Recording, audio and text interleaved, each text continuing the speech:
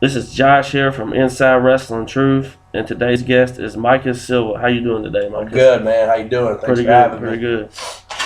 good. First question I have for you is tell us where you're from, how you got into wrestling, and who trained you. I am actually from Evansville, Indiana, born and raised. Got me into wrestling.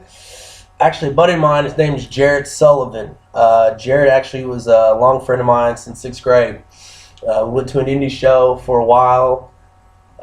Pretty much sat there and I was just like, I do this stuff all the time with my pillows on a trampoline. Might as well do it and get paid, you know? Yeah. And then as I progressed, you know, I decided I want to make a career out of it.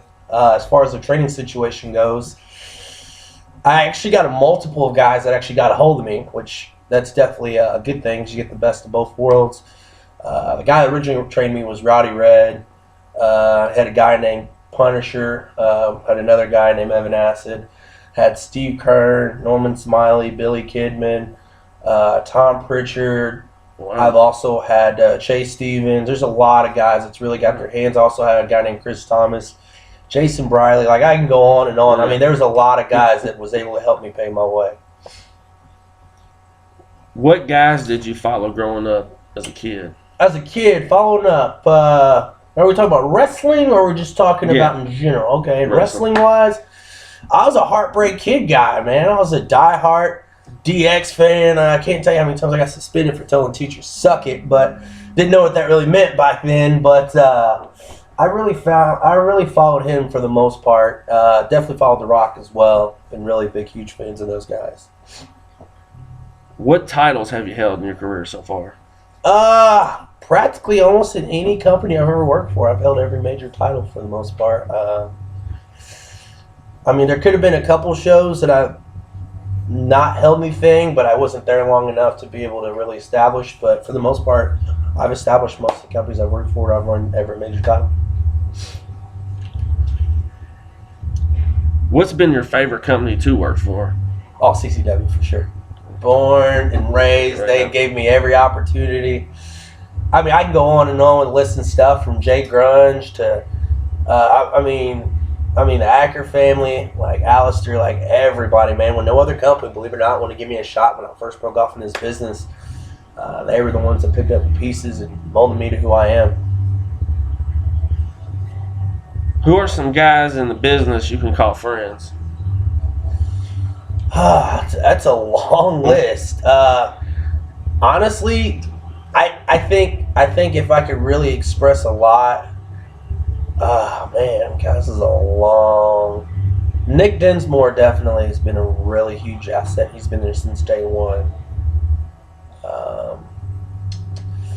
Man, it's really bad. I mean, I don't want to irritate anyone for not helping me. Chase Stevens has helped me out a lot. Chris Thomas has really helped me out a lot as well. I mean, he was a tag team of the Bad Boys with Jason Briley. So, I mean, I know that's 4, but, you know, I guess since they are tag, it works as 1. I don't know. But those are some really huge assets to the career, for sure. What's been your worst injury? Where's some wood at? Don't have any wood around here, so we're out of luck. But I've never had any serious injuries. I've had a couple nicks. Nothing too serious. I try to protect myself, but I mean, I got some wood over there. I'm gonna pretend to knock on it because I definitely haven't had anything serious. What's been your favorite match? My favorite match, and there's a lot of them, but right offhand, I can think of one with me and QT Marshall. QT Marshall actually wrestles for Ring of Honor. First time we ever met was the time we were actually scheduled to wrestle each other. We actually had a tryout together for WWE, and we performed, and I mean, it was probably overall one of my favorite matches of all time. I mean, I have a couple other guys that I can name, and they know who they are, but that was the one that stood out the most because it meant the most for the most situation of an opportunity that I can think of. Who are some guys in the indies you dislike? I mean, I don't really have any specific names I can call out, but I would say any of the negative aspects anyone that's just straight, rude to the business and just disgrace the business. That's really anyone I would have an opportunity to say that I dislike. Is anyone that's in the business for the wrong reasons. There's not really anyone I can single out. What guys in the indies do you like working with the most? Honestly, it's mostly the experienced guys, the former WWE wrestlers, the former TNA guys that's been across seas, because those are guys that have the most experience. They can help me out when I have questions, like what are there ways to help me better myself, better my career, better my character. I mean, it's really a lot of the legends and guys that's been there. I can't really single those guys out either. What's been the worst company you've worked for? Worst company? I can't even think of a worst company either. Most of the companies I've ever worked for is fully taken care of me. I mean, I've done some benefit shows, but I mean, like, who hasn't done those? I can't really sing. Every promoter's, for the most part, is taking good care of me. Have you ever worked with any legends? Yeah, I've worked with quite a few legends.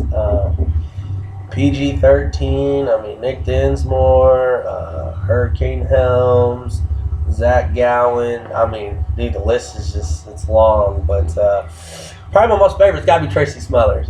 Smothers sticks his neck out for me. Yeah. He amps me up when I feel like I have nothing else left, and I poor business is going to miss him, when it's a curtain call. But I tell you what, there'll be one guy that will truly miss him. That's myself. What do you think of WWE, TNA, and Ring of Honor currently? As far as what I think about them, I mean, I guess they have good product. They're obviously on TV. I like the way WWE markets towards the kids. Obviously, if the kids are happy, the parents are happy, which converts to the family being happy, things like that. Probably not a big fan of the PG-13 era. Obviously, I'm the Attitude era growing up. Yeah. TNA, it's real hard to say. I obviously like the company as well.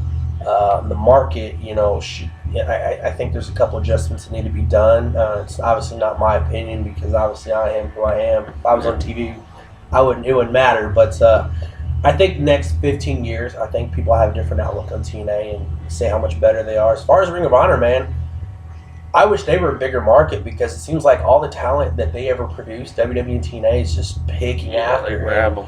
If anything, I think WWE and TNA should have some sort of developmental deal with Ring of Honor. And that would be cool. First come, first served to sign whatever guy to whatever show because they have the rawest talent there.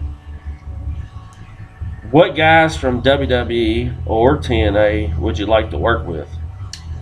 WWE probably be Shawn Michaels, Ric Flair, Undertaker. There's even younger guys that I would enjoy working with. Randy Orton. Daniel Bryan. I can go on, but those are the top three guys I named. Are the ones that I would absolutely be able to thrive off of if I was ever in the ring with them. What do you think about hardcore wrestling? Not for me, that's for sure. I'm too pretty to do that. At least I tell myself that. But hardcore is just as rough as just normal. I can't tell you I'd be willing to fucking take something to the face or to the back. Those guys are pretty. It takes skill to just do that. It takes balls. It takes heart. It takes love, like true love. Every scar you have is a love scar. Anytime they're wrestling, people need to have the utmost respect for those guys. They might not be the greatest workers, but these guys are fucking laying their lives on the line because, believe it or not, that shit's dangerous. So, I like it, but I would never be a part of it.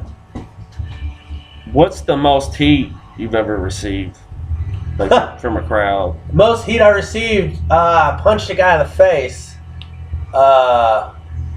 It got out of hand, but, it's just me being a heel. Basically, splash water in his face, because I typically do that to people. At 99% of the people have never flipped out. It's always been just a little bit of water. Yeah. And this guy pushed the rail towards me, and, he was within arm's length. So, I came to protect myself at that point. He lunged forward, so he caught one to the jaw, and that's it, Heat. So, I guess that'd probably be that'd take the cake for sure. Is there one guy that has helped out your career more than any? One guy. It's honestly really hard to single anyone out. I do have a lot of contributors, so it makes it a little harder to do single any one person out. But there's a lot of guys that help me out. Give me one word that describes Micas Silva. Cocky. That's not even Micas Silva. That's just Micas in general. Yeah. Cocky when it's time needed, not cocky 24/7. That's the way I can explain it. There's a difference between cocky and confidence. When times where I need to be confident, I'm confident. But then there's situations where I want to shine and stand out more than anyone else, and that's where the cocky side kicks in. What do you enjoy most about wrestling? It's the desire, man. Just to watch people lace up. Just to watch guys just a heart. Like you can see just everything they give themselves in the ring, and how exhausted they are, and whether they get broken bones, whether they're bleeding or whatever. Like it's just that drive to come back to better yourself, and that just keeps me going. So, what's been your favorite moment in your career so far? Favorite moment? Probably just being able to lace up in the ring with WWE management, and being able to work some of their recruits and some of their talent acquires, and being able to listen to their trainers and staff and figure out ways to better myself, and that's probably the best experience, because believe it or not, both tryouts I've been to, one was actually a week long, another one was 4 days long, and within that week and 4 days of separate tryouts, I've learned more in that short period of time than I did over a 2, 3, 4, 5 year period. I mean, it's just absolutely remarkable. But that's why these guys are put in that position. So, have you ever worked with Chris Hero? No, I haven't worked with Chris Hero, unfortunately. I wasn't in the business yet when he was doing it. I know he was in Ring of Honor when I broke off, and now I did get to meet him as he was down in developmental when he was Cassius Ohno. Yeah. And of course, I was explaining to him that I was from this area, and we had obviously a bunch of familiar friends that we had in this business, and hit it off pretty good. But I never had that privilege to work him. I seen he got released yesterday. Did he really? Yeah. I did not notice that. Yeah. I know they had an issue with his body image. They were trying to get him to look a little bit better. He was a phenomenal worker. Yeah. I mean, that sucks that they let him go, because I watched him through NXT. I watched him already change his body from what he used to be. He used to be a lot thicker, and he's slimmed down now. I think he just wanted to tone up. That sucks, but he's a great asset, and I'm sure TNA will pick him up. What's your favorite city or state to work in, and why? Probably Las Vegas. Really? Sin City. I would say what happens in Vegas stays in Vegas, but I guess what happens in the ring stays in the ring. There you go. Yeah. Has there been any people that you feel have tried to hold back your career? Oh yeah, I just listed those guys, man. I don't even got to single them out. They know who they are. But there's a bunch of criticism. It comes with the territory, If you want to be the best, guess what? You're gonna have to knock a couple heads while you're going up that ladder. And once you're at that ladder, then you get to look down that ladder and look at all those piss heads that try to hold you back, and you say, suck it. Look at me now. You know what I mean? Right. So, there's a lot of them, and I still have until this day. And, for those guys that try to hold me back, you just got to try a little bit harder, What do you think is the biggest problem with independent wrestling? Biggest part. There's two that I can think of, but I'll say one, and it's, I wish the money market was a little bit better back. It used to be back in the 80s, the 90s, when you got paid a little bit more to drive further out. I've done shows 6-7 hours away and only got $50. That's rough, when you consider the mileage on the car, the gas costs, when you consider food expenses, and even when you include staying, if you decide to stay, not everybody can drive 6 hours up, 6 hours back, just like that. Those are things that I wish, that would make the business a little bit better. So. Who's the stiffest guy you've ever worked with? stiffest guy.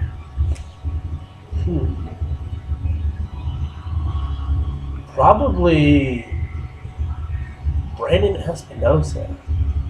He's from St. Louis originally. He's actually in OVW now.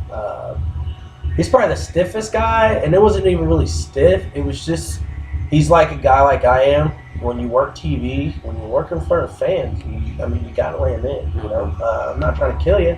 This isn't UFC, but I need to translate to these people that this isn't none of this right here. You know, it's contact, and that's what it's all about. You know. What do you think the future holds for you? Future holds for me. I would definitely say success in this business.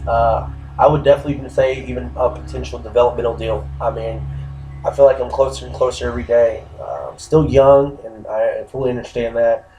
And I still take advice from people, you know, anytime I get. And I truly believe that some sort of developmental deal with WWE or TNA is definitely in the future. If I didn't think I had this, I never would have started in the first place. I never would have started this business when I was 20, being 145 pounds, and being 25 and being 245. You know, like that wasn't, weight from sitting on the couch. That was gym weight, and those are things that I've got from a lot of those former WWE and TNA guys telling me to get in the gym if you want to make it there.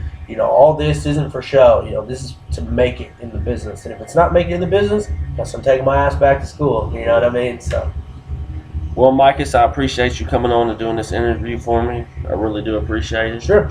Is there any last words or anything you want to say to the fans out there? Keep me in the prayers. I'm trying to put Evansville on the map. Trying to wrestle at the Ford Center. I'm trying to sell out that arena and give people in Evansville hope, because Evansville has a lot of talent in this city, and it's undiscovered talent. And I want to be that voice to be able to speak up and get more talent from Evansville to be something, to go out into, the rough areas of Evansville, which, not rough, but go into those areas that need help, reaching the community, things like that. That's the guy that I want to be, so, come see me while you can, shoot me Facebook messages, things like that. People say you change when you make it all big time. Not me. I know what it's like to be the little man on a totem pole. I didn't grow up with any money. I had to work for mine, so I know what it's like, So I would be that guy that shares that moment with those kids at school, at Boys and Girls Club, donating to these foundations to be able to give back to the community and be appreciative to help better this city, not only, on a, big market level, but just to help in the inner city so people actually have some sort of role model to look up to and be like, I want to be like Micas. That's the ultimate goal. So. All right, Micas, man. Thanks again. Appreciate it. No, it's my pleasure. Appreciate you having me.